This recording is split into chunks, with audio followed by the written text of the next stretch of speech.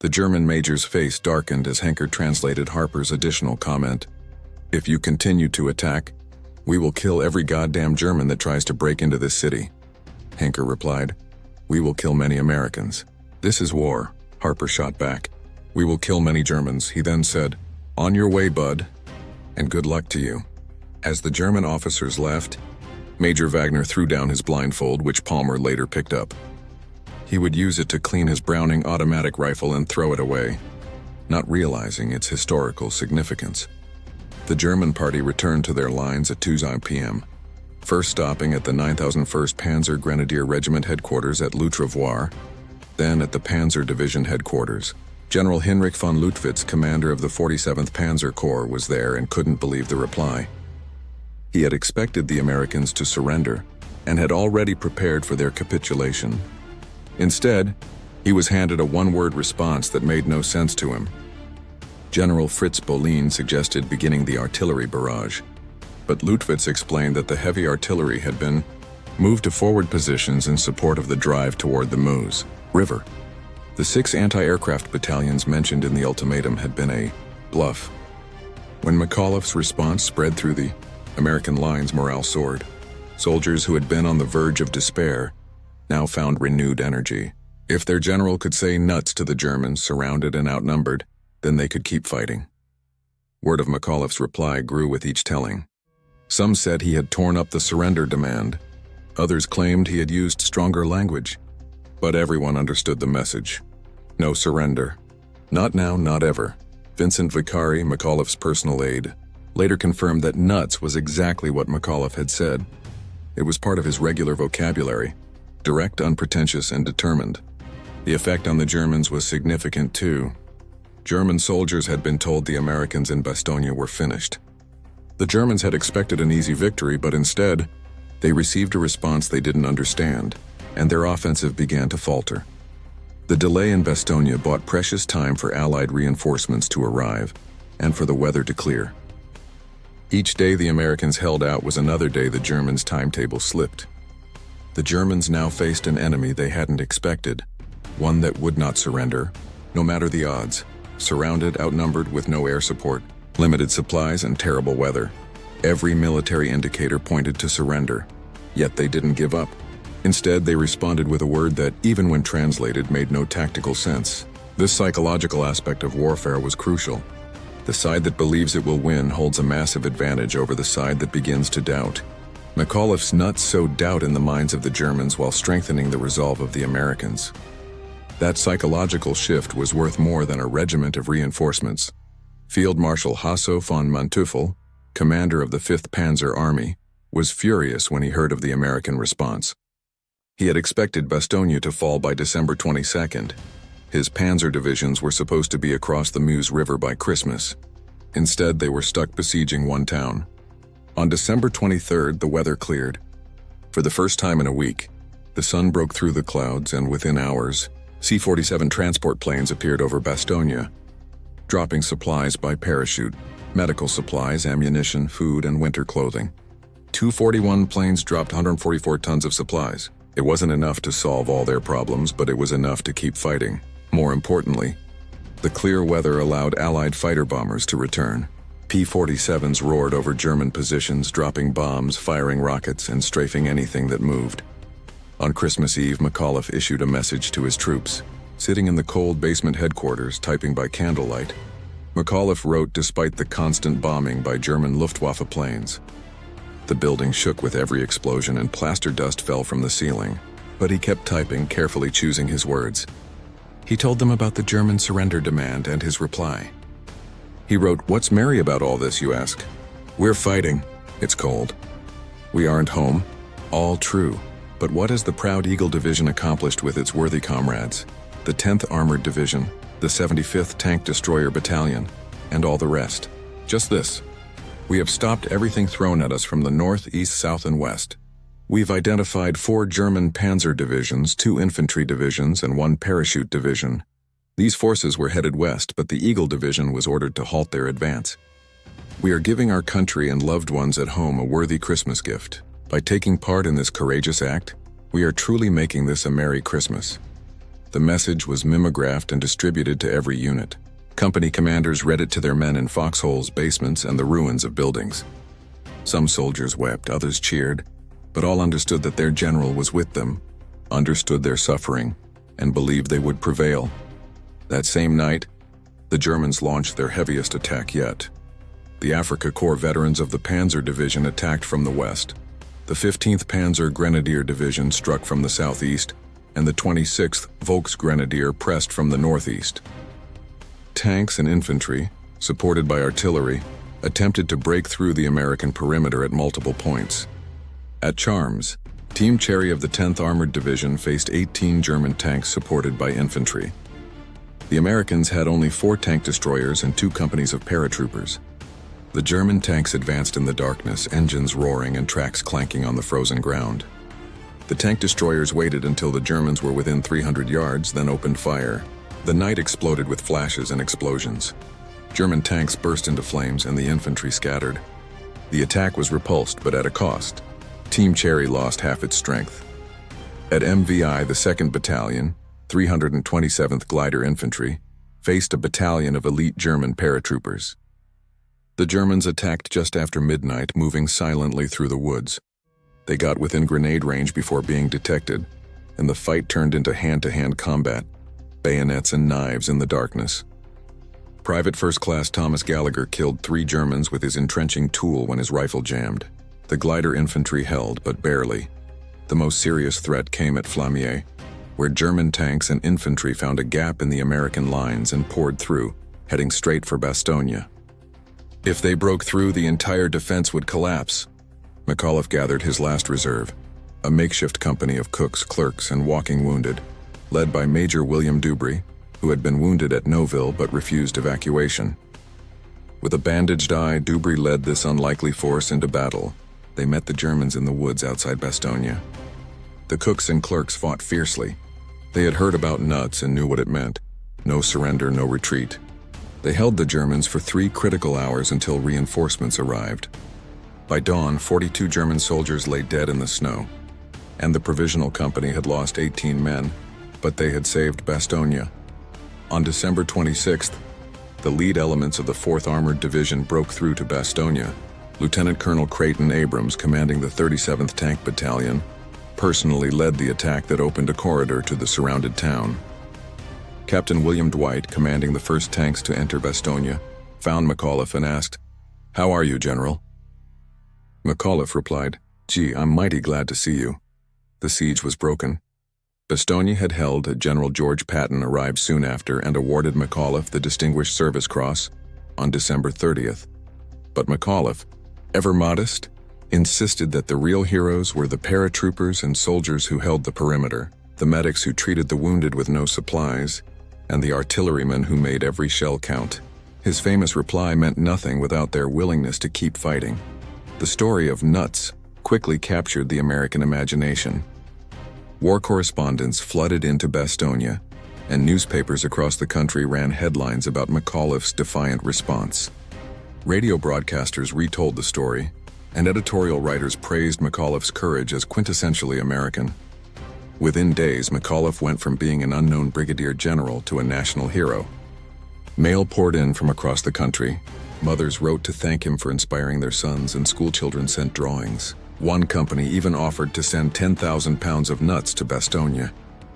The influence of McAuliffe's response extended far beyond military circles. During the Korean War, when American forces were surrounded at the Chosin Reservoir, Marines joked about giving the Chinese the Bastogne treatment. During the Vietnam War, besieged fire bases referenced McAuliffe when refusing enemy surrender demands. The word nuts had become an international symbol of defiance against overwhelming odds. On January 3, 1945, McAuliffe was promoted to Major General and given command of the 103rd Infantry Division. He led them through the final battles in Germany.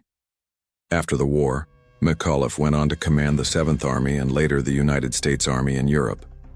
He retired in 1956 as a full general, but for the rest of his life, wherever he went, he was known as the Nuts General.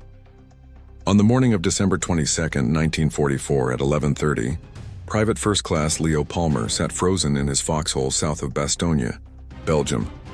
watching 4 German soldiers approach under a white flag. The temperature was 20 degrees, and Palmer's hands were so numb he could barely grip his Browning automatic rifle. Ice formed in his nostrils with every breath. He had been in his position for 48 hours with no hot food, inadequate winter clothing, and no hope of reinforcements. The German officers approaching wore long wool overcoats and shiny black boots. They looked warm, well-fed, and confident. Palmer knew what they wanted. They wanted the Americans to surrender. The senior German officer was Major Wagner of the 47th Panzer Corps, and the junior officer, Lieutenant Helmuth Henny of the Panzer Lehr Operations Section, carried a briefcase.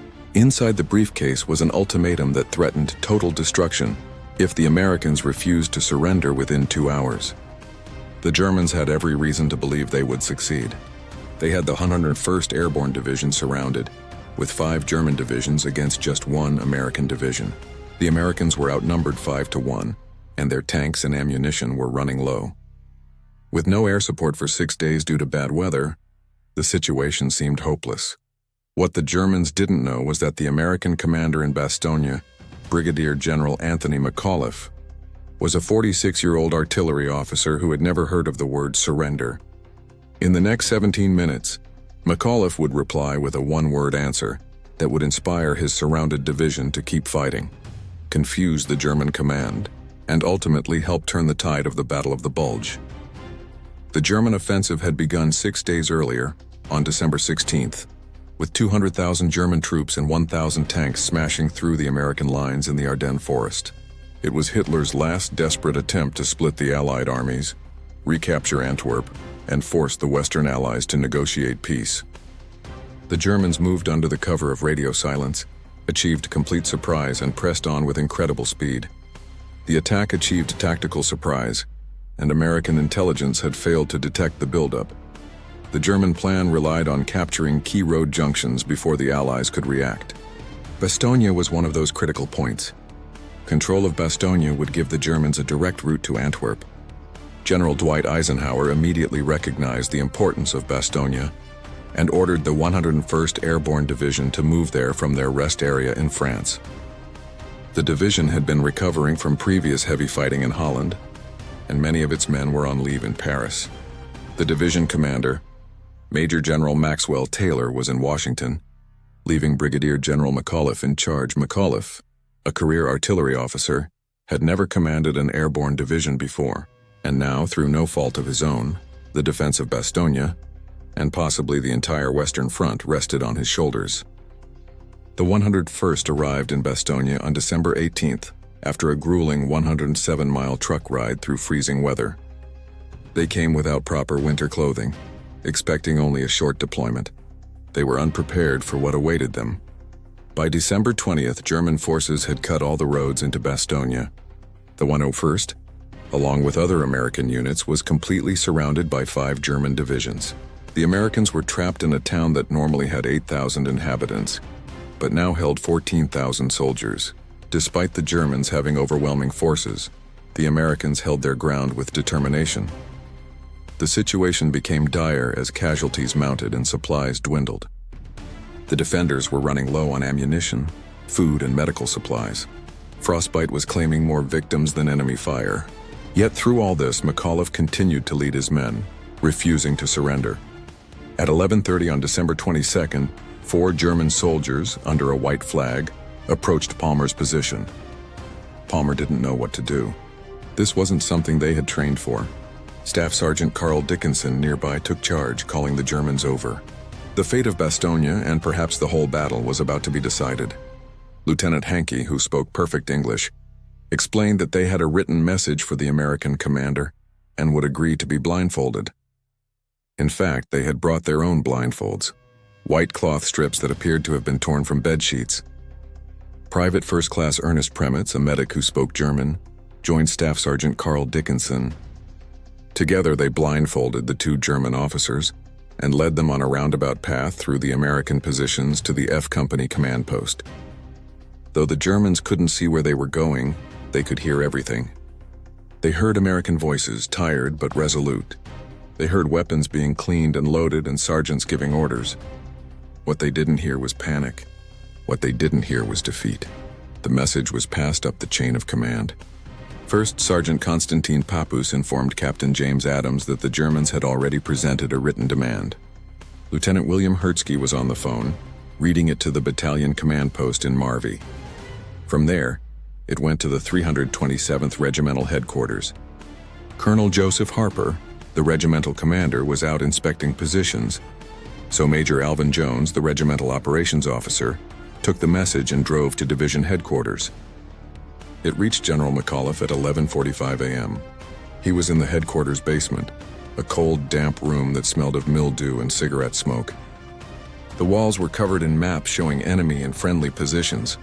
Radio operators hunched over their sets, trying to maintain communication with scattered units. Staff officers worked by kerosene lanterns as the electricity had been cut 2 days earlier. Lieutenant Colonel Ned Moore, the acting chief of staff, entered McAuliffe's sleeping quarters and woke him. "The Germans have sent people forward to take our surrender," Moore said. Groggy from sleep, McAuliffe sat up and muttered, "Surrender? Oh, nuts." Moore handed him the German message, which was typed on 2 sheets, one in English and one in German. The English version read, "To the USA commander of the encircled town of Bastogne. The fortune of war is changing. The USA forces in and near Bastogne are surrounded by strong German armored units. More German units have crossed the river near Orthoville. They have taken Marsh and reached St. Huba. There is only one way to save the encircled American troops from total destruction: the honorable surrender of the town. You have 2 hours from the presentation of this note to think it over. If you reject this proposal, 1 German artillery corps and 6 heavy anti-aircraft battalions are ready to annihilate the USA troops in and around Bastogne. All the civilian losses caused by this artillery fire will not reflect the American humanity we know." McAuliffe read the message, crumpled it up, and tossed it in a wastebasket. "Oh, nuts," he muttered again. Then he walked out to visit some units on the western perimeter, congratulating them for eliminating a German roadblock earlier that morning. To him, the German demand didn't deserve a response. The Germans were already taking heavy losses and they wanted the Americans to surrender? It seemed absurd, but the Germans were waiting for an answer. They had presented a formal written demand, and military protocol required a response. When McAuliffe returned an hour later, his staff was discussing what to say. Some suggested a formal military response explaining why surrender wasn't an option, while others proposed mentioning that reinforcements from the 4th Armored Division were approaching from the south. Lieutenant Colonel Harry Kinnard, the division operations officer, had another idea. As McAuliffe wondered aloud what to say, Kinnard replied, "What you said initially would be hard to beat." McAuliffe asked, "What do you mean?" Kinnard answered, "Sir, you said nuts." Everyone in the room agreed enthusiastically. McAuliffe grabbed a piece of paper, wrote "nuts," and handed it to a clerk to be typed up. The typed response was given to Colonel Joseph Harper, commander of the 327th Glider Infantry Regiment. Harper would personally deliver it to the German officers still waiting blindfolded near the F Company Foxhole command post. Harper, with Private First Class Premitz as an interpreter, took the message to the German officers. When Harper handed the note to Major Wagner, the major asked if the reply was written or verbal. Harper said it was written, and when asked about the contents, he replied, "The reply consists of a single word: nuts." Hankey, not understanding, asked, "Is that reply negative or affirmative?" Harper responded, "The reply is decidedly not affirmative," and added, "If you continue this foolish attack, your losses will be tremendous." The German officers were then blindfolded again and driven back to their entry point at the Kessler farm, where their blindfolds were removed. They opened the note and, confused, asked, "What does this mean?" Harper and Premitz debated how to explain it, and Harper suggested, "Tell them to take a flying shit." Premitz, after a moment's thought, stood straight and said to the Germans, "Dux zum Togen, you can go to hell." The town of Bastogne never forgot him. The main square was renamed Place General McAuliffe, and a monument was erected with the story of nuts inscribed in multiple languages. Every December, the town holds ceremonies to commemorate the siege. The Sherman tank that stands in the square still bears battle damage as a permanent reminder of those desperate days. Lieutenant Colonel Harry Kinnard, who had suggested the nuts response, went on to pioneer the use of helicopters in combat during the Vietnam War, where he commanded the 1st Air Cavalry Division. He always said that his greatest contribution to military history was recognizing that McAuliffe's instinctive reply was perfect. Colonel Joseph Harper, who delivered the message to the Germans, stayed in the Army and eventually commanded the U.S. Army Infantry School. Private First Class Ernest Premitz returned home and became a marine biologist. But every December 22nd, he remembered standing in the snow, telling German officers to go to hell. The veterans of Bastogne formed the Battered Bastards of Bastogne Association, taking pride in the nickname that German propaganda had given them as an insult. They held reunions every year, growing older and fewer but never forgetting. Staff Sergeant Joseph Rogan of the 5002nd Parachute Infantry Regiment was checking his men's positions when word spread about McAuliffe's response. His men were exhausted, freezing, and almost out of ammunition. He thought they were finished, but when he heard about nuts, it was like someone turned on a light in a dark room. Private William Psychonicus of the 327th Glider Infantry was wounded and lying in a church being used as an aid station when he heard about the surrender demand and McAuliffe's reply. The church, St. Peter's, had its stained glass windows blown out, and snow drifted through the gaps. The wounded lay on the stone floor, and despite the pain in his legs, Psychonicus smiled. "That's our general," he thought. "We're surrounded, bleeding, freezing, but we're telling them to go to hell." Technical Sergeant Donald Burgett, who had been in combat since Normandy, wrote that when he heard about nuts, the fear didn't go away, but it became manageable. If the commanding general could joke in this situation, then it wasn't as bad as it seemed. This was desperate, but nuts turned desperation into defiance. Private First Class Vincent Speranza of the 5001st Parachute Infantry was manning a machine gun when the news of McAuliffe's reply reached him. It was so cold that he had to chip ice off his machine gun barrel every few minutes, and his hands were so numb he could barely feel the trigger.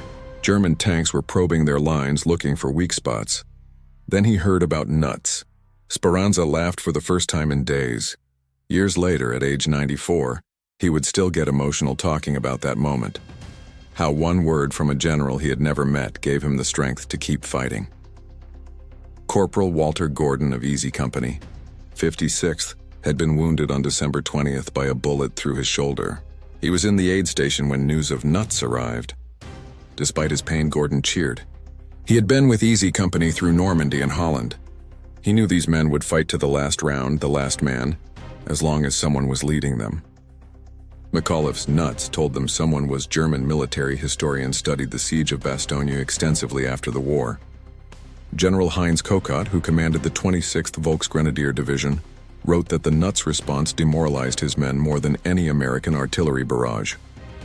It showed an enemy that wasn't even considering surrender, even when logic dictated they should.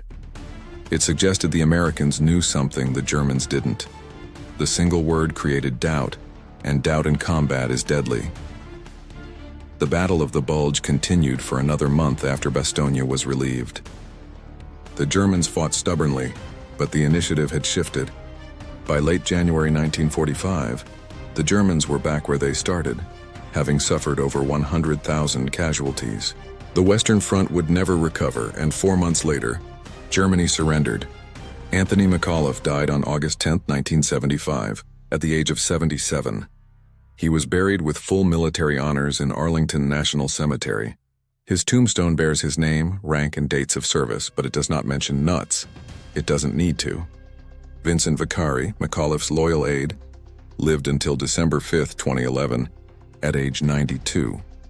He defended the accuracy of the nuts story to the end, insisting it was exactly as McAuliffe had said. Military academies worldwide, including West Point, Sandhurst, and staff colleges, study Bastogne as an example of defense against superior forces. Officers analyze the tactical decisions, the positioning of forces, and the allocation of scarce resources. But they always include the story of nuts because it teaches something that can't be taught in a classroom: the importance of moral courage, maintaining spirit under extreme stress, and understanding that sometimes victory comes not from superior tactics or equipment, but from simply refusing to quit. Young officers are taught to examine the correlation between morale and combat effectiveness. Studies show that units with high morale can overcome odds of 3.1 or even 5.1, as Bastogne proved. They learned that leadership in crisis is not about managing resources, but managing fear, doubt, and despair. McAuliffe managed all three with a single word. The story of Bastogne has been told in countless books, documentaries, and films. The 1949 movie Battleground featured a scene where the German demand for surrender and the response of nuts became one of the most famous moments in war cinema. The Band of Brothers HBO series in 2001 devoted 2 episodes to Bastogne, showing how McAuliffe's defiance filtered down to individual foxholes. But perhaps the most powerful testament comes not from Hollywood, but from the veterans themselves. At reunions of the 101st Airborne Division Association, old men would gather, their numbers dwindling each year. They would talk about friends long dead, about moments of terror and triumph, and always, inevitably, someone would raise a glass and say nuts, and everyone would laugh, remembering that December day when their general told the Germans to go to hell. First Sergeant Leonard Funk of the 5002nd Parachute Infantry, who would win the Medal of Honor in January 1945, said that Bastogne taught him what Americans were capable of when pushed to the limit. We found out we could take anything the Germans could dish out and give it back harder. Nuts was just our way of saying, bring it on. Major Richard Winters of Easy Company, 56th, who would become famous through Band of Brothers, wrote in his memoirs that McAuliffe's response was worth a division of reinforcements. The response to the German surrender demand at Bastogne gave the defenders something to fight. For beyond mere survival, it gave them pride. They were the ones who told the enemy nuts. That simple word meant something. Even German veterans in post-war interviews acknowledged the psychological impact. General Major Heinz Kokott, who commanded the 26th Volksgrenadier Division, admitted that the American reply baffled and demoralized his troops. We couldn't understand an enemy who would joke when surrounded, he said. It suggested they knew something we didn't. The response made the Germans hesitate and doubt themselves. And in war, uncertainty can be fatal. The influence of nuts is spread to other conflicts and armies. During the 1948 Arab-Israeli War, the Jewish defenders of Jerusalem referenced Bastogne. In the Korean War, when the 1st Marine Division was surrounded at the Chosin Reservoir, Marine Commander General Oliver Smith famously declared, "Retreat, hell. We're not retreating, we're just advancing in a different direction." The spirit of nuts lived on. In Vietnam, during the 1970 battle at Fire Support Base Ripcord, the American commander was asked if he would consider withdrawal. He replied, "McAuliffe didn't withdraw from Bastogne, and we're not withdrawing from Ripcord." The Americans held for 23 days before being evacuated.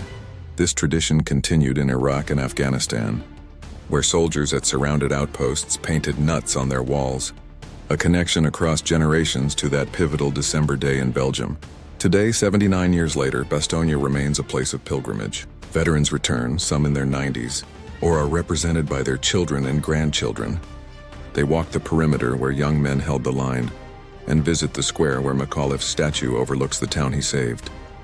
At the Bastogne War Museum, McAuliffe's uniform and the typewriter he used to type his famous message are displayed.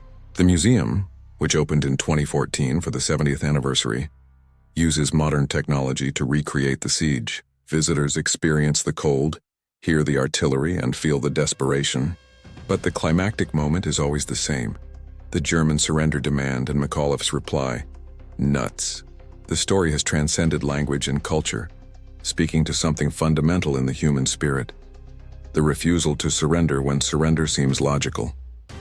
Belgian citizens remember as well. Every December, they hold ceremonies honoring the American defenders. School children learn about the siege, McAuliffe, and nuts. They tend to the graves of the defenders at the Henri Chapelle American Cemetery, ensuring that the sacrifice is remembered. The tactical lessons of Bastogne, interior lines, economy of force, combined arms defense are taught at military academies. But the deeper lesson is about human nature. When people believe in their cause, trust their leaders, and refuse to accept defeat, they can achieve the impossible. McAuliffe understood this. His response wasn't bravado. It was the recognition that his soldiers would rather die fighting than live surrendering.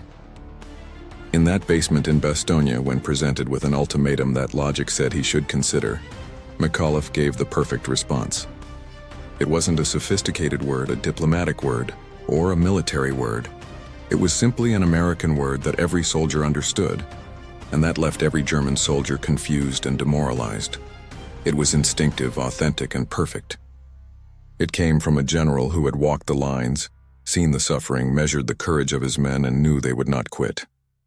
The final statistics tell only part of the story. The 101st Airborne Division suffered 341 killed, 691 wounded, and 516 missing between December 19, 1944, and January 6, 1945.